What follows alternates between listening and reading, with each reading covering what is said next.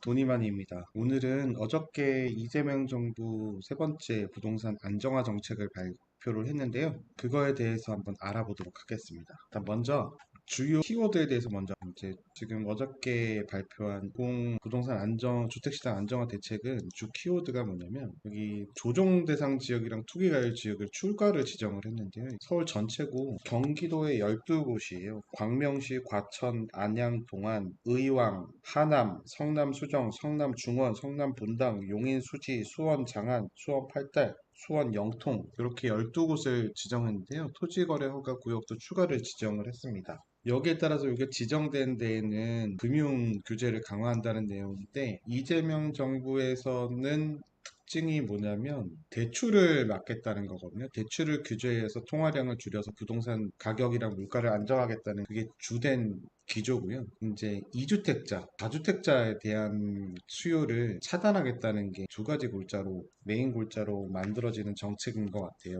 세제 부분을 제일 쉬운 게 부동산 가격을 조정하기에 가장 쉬운 정책이 세금 보유세 정책인데 이 부분은 일단 손을 안 댄다고 했는데 이번 정권에서 할지 안 할지는 잘 모르겠어요. 근데 현재까지는 세제로 잡는다기보단 대출 규제를 잡는 걸로 인해서 가닥을 잡고 있는 것 같아요. 그래서 나머지 부분에 대해서는 어떤 것들이 있는지 한번 확인해 보고 가겠습니다. 먼저 어저께 발표된 것 중에서 가장 주가 되는 게 투기과열지구 조정 대상 지역 토지거래 허가 구역 이 부분에 발표를 했던 건데요. 여기서 보시면은 원래 여기 그 민트색으로 되어 있는 푸른색으로 되어 있는 거는 강남이랑 용산까지 해서 4구에 대해서 원래 조정 대상 지정이 되어 있던 규제 지역이었던 게 서울 전역으로 이제 규제가 다 됐고요. 25개구가 전체가 다 됐어요. 그리고 여기에 가까운 경기 남부권역 중에서 가격 상승 오름폭이 있는 여기 12개 지역이 총 더 추가가 돼서 지정이 됐다고 보시면 됩니다.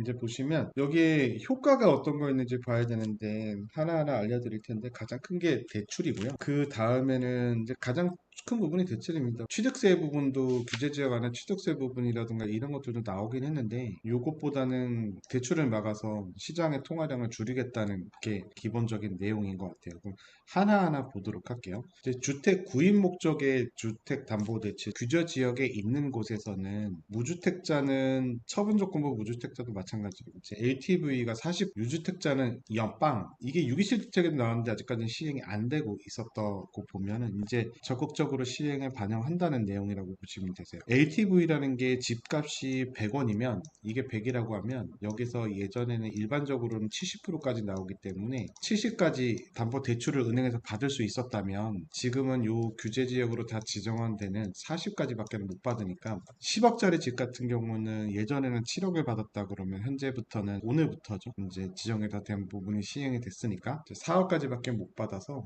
3억에 대한 부분을 추가로 받기가 어렵다는 내용. 그러니까 비규제 지역에 주담대는 일전이랑 동일하게 무주택이라든가 처분 조건 1주택자는 70%까지 LTV가 나오고 주택이 있는 사람들도 60%까지가 나오는데 여기서 이제 체크해야 될 게 수도권 외의 비규제 지역이거든요. 지금 빠져있는 인천, 일산, 고양 이런 쪽이라든가 이런 데서도 70 주담대를 규제 지역으로 받는 데는 현재까지는 유효합니다. 그리고 지금 여기 규제 지역에 빠져는 수도권 부분 인천 김포 이런 쪽은 627 대책에서 나와 있고 여기까지는 요거랑 동일하게 받고 있으니까 현재는 서울이랑 규제지역 이외에는 기존과 동일하다고 보시면 되고요. 원래 6.27 대책 때 발표했던 최고가 6억 원이 차등 적용이 된다는 얘기예요. 차등 적용이라고 하면 보통 금액이 비싼 아파트는 똑같이 퍼센트로 40%로 하게 되면 LTV나 이런 것들이 40%라고 하면 10억짜리는 4억을 대출을 받을 수 있고 10억짜리는 8억을 대출을 받을 수 있는 게 정상적인데 어저께 발표는 고가주택일수록 대출을 적게 해주겠다는 겁니다. 5억까지는 6억 그대로고요. 15억부터 25억까지는 4억, 2억이 더 줄죠. 25억 초과하는 고가주택은 2억까지밖에는 대출이 나오지 않는다고 하고 오늘 날짜는 10월 16일서부터 시행에 들어갔습니다. 이 주담대를 받으면 이제 보시면 어떤 게 있냐면 6개월 이내에 규제 지역에 있는 데를 사신 분은 전입을 꼭 해야만 돼요. 6개월 이내에 해야 되고 최대 만기는 30년. 통상은 예전에는 많이 풀었을 때는 50년까지 20년까지 젊은 층은 가능했었고 통상적으로 맥시멈이 10년까지였어. 이거를 30년까지 줄였어요. 10억을 대출을 받았을 경우에 이거를 40년으로 나누면 1년에 갚는 금액의 원금이 줄어들죠. 이게 40년이었던 게 기간이 짧아지면 1년에 갚아야 되는 금액이 늘어나기 때문에 DSR을 높이는 효과가 있어요. 그래서 최대 만기를 30년으로 낮췄다는 거는 DS 우회적으로 줄일 수 있는 방법을 봉쇄한다는 게요. 중도금 대출은 제외하고 잔금 대출로 전환시 때 이게 적용이 되는 거고, 생애 초초 LTV도 627 됐을 때 70%로 떨어졌잖아요. 전입금리도 6개월 이내 이 부분은 그대로인 거고, 디지털 대출일 경우에도 1년 이내에 전입금리 유지가 그대로 됐습니다. 그리고 생활안정 자금 목적의 주담배가 1주택자는 최대 1억 원, 다주택자는 안됨 이렇게 나와 있는데, 이것도 627에서 나왔던 627이 아니라 이제 97 공급주택 할 때 나왔던 것 같은데, 이건 또 어떤 내용이냐, 우리가 알고는 주택담보대출이라고 알고 있는 거예요. 주택담보대출, 주택을 담보로 대출을 받는 게 주택담보대출인데, 이게 두 가지로 구입자금 대출이랑 생활안정자금 대출이랑 이게 똑같은 담보대출인데, 구입자금 대출은 소유권 이전 된지 3개월이 기준이에요. 소유권이 이전된 지 3개월 이내에는 구입자금 대출로 해서, 아까 얘기했듯이 원래 이제 70 규제 지역은 좀 사실 줄었죠. 이렇게 해주고, 생활안정자금 대출도 옛날에는 똑같이 70%까지는 해줬었어요. 근데 지금은 요거를 1억으로 낮추겠다는 겁니다. 왜 그러냐면, 집을 사는 목적일 경우에는 집을 사기 위해서 대출을 허가를 해주지만, 집을 산 이후에 대출을 많이 받는 거는, 이거는 생활하면서 쓴 필요 생활자금이 아니라 다른 목적, 다시 주택을 사거나 2주택을 사거나 우회적으로 할 수 있는 방향을 할까봐 이거를 봉쇄하겠다라고 해서 생활안정자금 목적은 이거까지만 됩니다. 비규제 주택은 해당이 없고요. 똑같이 다주택자들은 지금 금지가 되어 있어요. 지금 이번 정부에서는 대출을 줄여서 부동산 가격을 잡겠다, 대출을 통화량을 많이 시장에 내놓지 않겠다는 거, 또 하나는 다주택자는 안 돼, 두 가지가 기본적인 큰 틀의 목적이 있다고 보시면 되실 것 같아요. 또 한 가지는 요 마찬가지인데, 전세 대출도 옥죄기 시작하는데 지금도 시행 중이지만, 갭 투자를 하기 위해서 집을 매수를 하면 내 소유권 이전할 나머지 잔금 모자라는 거는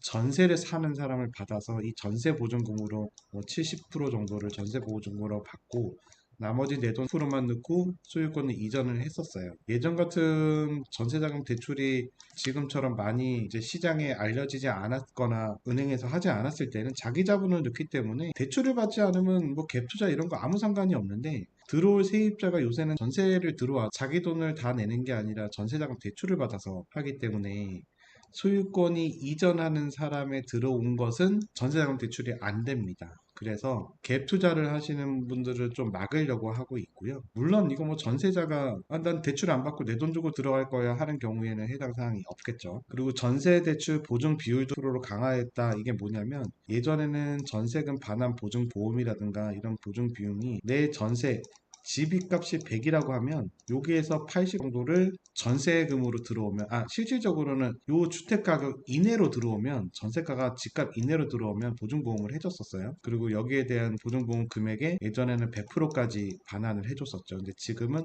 90%로 낮춰줬어요. 예를 들자면, 내가 1억에 전세를 들어갔어요. 전세가 주택 가격이 안으로 들어와서 1억에 들어왔는데, 나중에 문제가 생겨 나올 때 1억을 전체를 돌려주지 않고 9천 정도만 돌려줘요. 근데 지금은 여기 보시면 수도권이라든가 규제 지역 이내는 보증 비율을 80% 강화했다는 거는 이제 그거보다 적게 주겠다, 문제가 생기면 2%는 니네 돈으로 갚아, 이런 내용이라고 보시면 돼요. 그리고 1주택자는 대출 한도가 2억 원인데요. 이것도 나중에 밑에 보시면 좀 설명을 드리겠지만, DSR도 들어가고 규제 지역에 있는 전세자 이게 안 나오는 제한이 되는 경우도 있는데, 일단 봤을 때 1주택자 대출 한도가 예전에는 3억 원이었어요. 주택에 있는 분은 자기 집에 대해서는 자기 집을 전세를 주고 다른 집을 전세를 갔을 경우에 전세자금 대출을 3억을 해줬었거든요. 지금은 2억 원으로 줄었어요. 그게 규제가 됐고, 규제 지역의 전세 대출을 보유하고 있는 사람, 그런 경우에는 규제 지역의 3억의 초과 아파트를 취득을 하지 못해요. 나중에 이렇게 올려달라고 나오고요. 그다음에 마찬가지로 규제 지역의 3억짜리 초과 아파트가 있는 사람은 규제 지역의 전세 대출을 신청을 하지 못해요. 안 나오게 되어 있습니다. 이 부분도 지금 요번에 시행이 되는 거고요. 전세 대출에 DSR이 적용한다는 내용은 1주택자, 이거는 뭐 규제 지역에 있는 주택이 아니어도 돼. 그냥 주택이 무조건 1주택만 있으면 수도권이나 규제 지역에서 전세 대출을 받는 경우에 DSR에 포함이 된다는 거예요. 이 DSR에 포함이 된다는 건 나중에 실질적으로 계산을 해보시면 알겠지만, 예전에는 내가 주택이 예를 들어서 뭐 강화도에 하나가 있어요.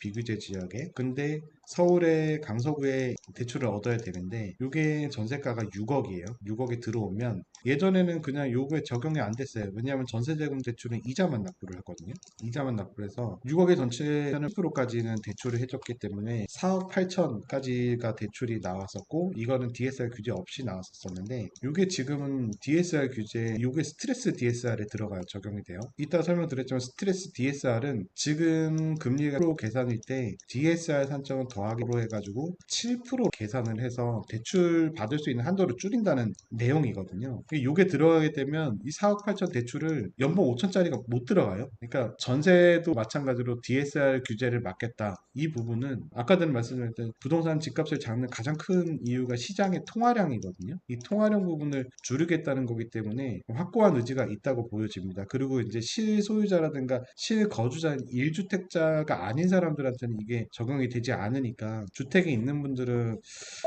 내년 5월 전까지는 매도를 하셔서 1주택으로 만드지 않을까. 돈이 있으신 분들이라든가 이런 분들은 상관이 없고요. 보통 일반적으로 봤을 때는 주택 가격이 하락한다기보다는 제재라든가 추가 조항들이 많아서 지금 정권 또는 다음 정권까지 장기적으로 상관없어 나는 이거 보유하고 있을래 하는 게 아니라고 하면, 그 사이에 사고 팔고 거래가 된다고 할 경우에는 양도세 중과도 살아날 수 있기 때문에 내년 처분을 하셔야지 좋을 것 같아요. 자, 그러면 부분 말씀드렸고요. 신용대출도 있는데, 신용대출은 1억 원에 초과한 경우, 이게 유기실대차익이 나왔지만 신용대출의 한도는 자신의 연봉이에요. 연봉 이내로만 대출이 됩니다. 이럴 경우에는 1년간 규제지역 내 주택 구입을 제한을 하고, 밑에 보시면 관리감독 부분에서 신용대출이 아니구나. 사업자 대출에서 그건 규제를 하니까 일단 신용대출에서는 주택 구입만 제한을 하고 이걸 전수조사할 가능성이 큽니다. 그리고 이제 또 이제 경매, 공매 하시는 분들 많이 계시는데, 주택 매매 사업자, 임대 사업자 이런 분들은 원래는 상관없이 이제 70% 주택 가격에 감정을 받으니까 70에서 80% 정도까지는 대출이 나왔는데, 이거 똑같이 규제 지역에 있는 것들을 사업자를 사고 팔고 하는 사업자들한테만 유리한 혜택을 줄 수 없기 때문에 대출이 안 나옵니다. 아예 경매, 공매 하시는 분들도 잘 알아두셔야 되고요. 아까 잠깐 앞에서 설명드렸는데 스트레스 DSR 지금 3단계 적용 중인데, 원래 하한이 3.5에서 상한이 3%였어요. 근데 지금은 전부 3%로 올라갔고 오늘부터 시행이 됐습니다. 이게 올라가는 게 뭐지? 이게 계산하는 게 뭐지? 복잡하기도 하지만 댓글 해주시면은 어느 정도까지 나오는지 제가 안내를 해드릴 수가 있는데, 일단은 대출 한도를 줄이겠다는 거예요. 내가 원금하고 이자를 낼 수 있냐 없냐 요걸 보는 거고요. 요게 40% 한도 내에서 들어가 있어요. 예전에 스트레스 DSR이 없고 지금 현재 금리가 대출 금리가 4다고 하면은 받을 수 있는 DSR이 꽤 높았는데, 여기에다 1%를 추가를 하겠다는 거예요. 그럼 7% 상식적으로 대출 금리를 하면은 대출을 받겠어요? 잘 안 받지? 근데 이거를 실질적으로 7%를 받겠다는 게 아니라 7%까지 올라갔을 때도 너가 이거를 이자하고 원금을 갚을 수 있어? 라는 거를 보는 거라고 보시면 돼요. 그러니까 즉 한도를 낮추겠다는 거죠. 돈이 많이 버는 사람은 모르겠지만 한도를 낮추겠다는 내용이니까, 그 은는 과세라고 들어보실지 모르겠지만 이번에도 여기 적혀 있어서 제가 찾아봤는데, 납부가 가능한 사람들한테는 해주고 세금 부담들도 납부가 가능한 사람한테는 세금을 부담하겠다는 내용이거든요. 그래서 스트레스 DSR을 한도를 개선해서 높이면은 한도 자체가 줄어든다는 거, 대출을 많이 못 받게 한다는 취지라고. 여기가 이제 일례로 계산을 한번 해서 내역을 드리면, 현재는 스트레스 대출 한도가 5일 때 연봉 3천인 분은 1억 9,500까지 가능해요. 근데 이제 시행돼서 스트레스 한도를, 대출 한도를 3%로 늘리면, 현재 금리를 원금 균등 상환일 때요, 스트레스 DSR 1.5일 때하고 3%일 때는 이제 7%로 지급이 된다는 거거든요. 이때는 1억 7,500만 원이 된다는 거고요. 연봉이 좀 많은 사람들, 연봉이 7천인 사람들은 현재 스트레스 DSR 1.5일 경우에는 4억 5,500까지인데 4억 500만 원까지 밖에는 안 된다고 보시면 되고, 연봉이 높을수록 요 스트레스 DSR 한도가 높아지면은 더 받는 금액이 적어진다고 볼 수 있습니다. 제 카페에 보면은 이 원리금 균등 방식이라든가 원금 균등 방식이라든가 계산기를 엑셀로 만들어 놓은 게 있어요. 제가 만든 건 아니고요. 요거를 어느 분께서 제가 예전에 다운받아서 모르겠는데 미리 이제 함수로 만들어 놓으신 분이 있어서 이걸로 해서 계산을 할 수가 있습니다. 계산기로 계산을 보시면 되고요. 이제 토지거래 허가 구역이 추가가 됐는데 이 토지거래 허가 구역은 조정지역 규제지역이랑 마찬가지로 서울 전체랑 25개구 전체랑 경기도 12개 지역이 포함했는데 대상에는 예전에는 아파트만 있었다면 아파트를 포함한 연립주택, 다세대 주택 물론 아파트를 포함하지 않으면 토지거래 허가 구역에 대상이 되지 않겠죠. 그래서 여기는 어떤 것들이 있는지 해당 목록표를 보시면 유명한 여기 한남 더힐, 서울숲 푸르지오 여기는 아파트와 연립주택이 같이 있어요. 요즘 신림동의 현대 홈타운 그리고 용인의 이제 레미안 이스트 팰리스 이런 것들이 있으니까 이런 것들도 토지거래 허가 구역에 들어가 있다고 보시면 되세요. 토지거래 허가 구역에 묶여 있는 데서 구입을 할 때는 먼저 허가를 받아야 되는데요. 대출하고 상관없이 실거주 의무가 들어가요. 2년간 무조건 실거주를 하셔야 되고 실거주를 하지 않으면 허가가 취소되거나 이행 강제금이 부과될 수가 있습니다. 그리고 이것도 토지거래 허가 구역에서 생긴 건데 비주택 담보대출이 A로로 강화됐어요. 이건 주택이 아닌데도 강화가 됐거든요. 그래서 오피스텔뿐만 아니라 상가 등이 원래 70%였는데 부동산 가격의 70%인데 사실 떨어져서 주택뿐만 아니라 비주택 같은 경우에도 대출을 많이 못 받게 하겠다는 취지인 거예요. 물론 통화량이 많아지는 것 중에서 가장 큰 부분이 주택에 대한 주택담보대출에 의한 통화량인데 이런 데서는 대체할 수 있는 상가라든가 오피스텔이라든가 도시형 생활주택이라든가 생활형 숙박시설 이런 것들이 거래가 되면서 대출을 받는 부분이 있었는데 요거조차 낮추겠다는 겁니다. 그리고 이제 뭐 여기 보시면 생소하긴 하지만 은행 주담대 위험 가중치를 15%에서 25%인가로 상향을 하는데요. 요거는 뭐냐면 이게 뭐지 할 수 있는데 이 은행 주담대 위험 가중치 상향이란 건 요건 대출이 부실화될까봐 은행에서 막 돈을 빌려줬을 때 예를 들어서 위험 가중치면 10%라고 하면 여기에 이제 자기 부담금을 10%로 넣어야 되는 게 있어요.